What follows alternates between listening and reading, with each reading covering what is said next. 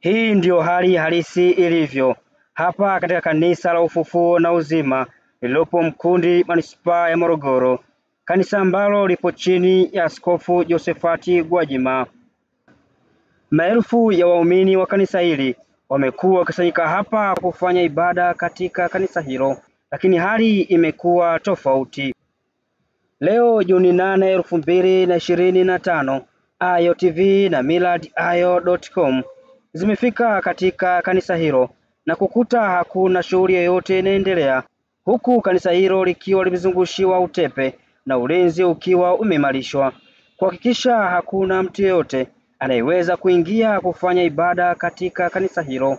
Hii ikiwa ni baada ya serikali kulifungia kanisa hilo mnamo Juni 2 mwaka huu pamoja na matawi yake yote nchini kwa madai ya kukiuka taratibu za usajili za kanisa hilo. Nimezungumza kwa njia ya simu na mmoja wa viongozi wa kanisa hilo ambaye hakutaka jina lake litajwe, kutaka kufahamu ni wapi leo waumini wa kanisa hilo wameenda kuswali, ambapo akajibu kwa ufupi kuwa kwa sasa kanisa hilo limefungwa. Mimi naitwa Jacob Sonyo, mwandishi wa habari wa Miradi Yayo Morogoro. Waumini wale kwa sasa wanasali wapi waumini wenu? Sasa kwa leo kanisa limefungwa, kama unataka kuombewa utakuja, kanisa lifunguliwa.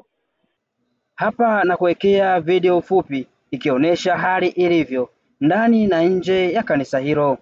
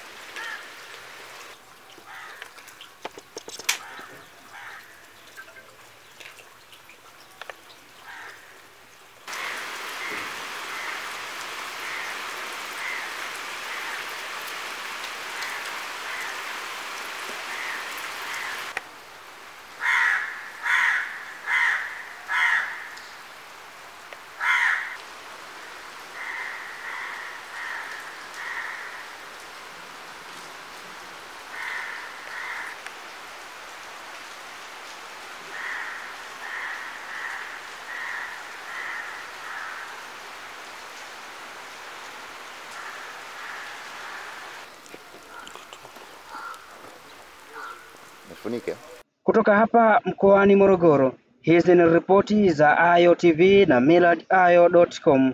Mimi ni Jacob Sonyo.